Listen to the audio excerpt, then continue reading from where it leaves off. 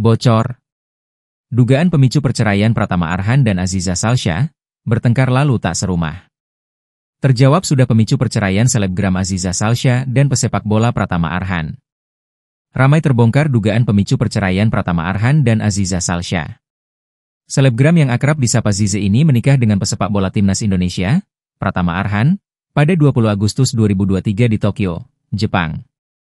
Pernikahan Zize dan Pratama Arhan tak berlangsung lama, hanya 2 tahun keduanya. Diam-diam sudah melakukan proses cerai. Perceraian ini sudah diputus secara fair stake, tanpa kehadiran tergugat yakni Zize, di Pengadilan Agama Tiga Raksa Kabupaten Tangerang, Banten, Senin, 25 Agustus 2025. Isi gugatan cerai Pratama Arhan ke Aziza Salsya bocor ke publik. Dokumen ini beredar di media sosial, satu diantaranya dapat dilihat dari gambar atau video yang dibagikan di media sosial TikTok.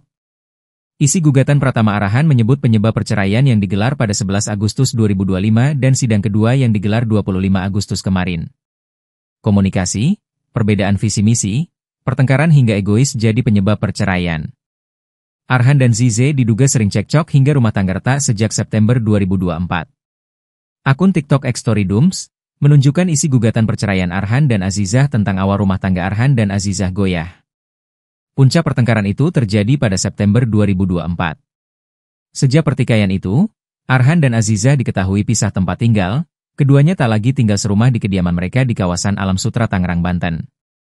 Bukan itu saja, alasan perceraian keduanya juga terungkap dalam gugatan tersebut. Dalam gugatan itu disebutkan bahwa alasan Arhan dan Aziza Salsya berpisah karena 3 faktor utama.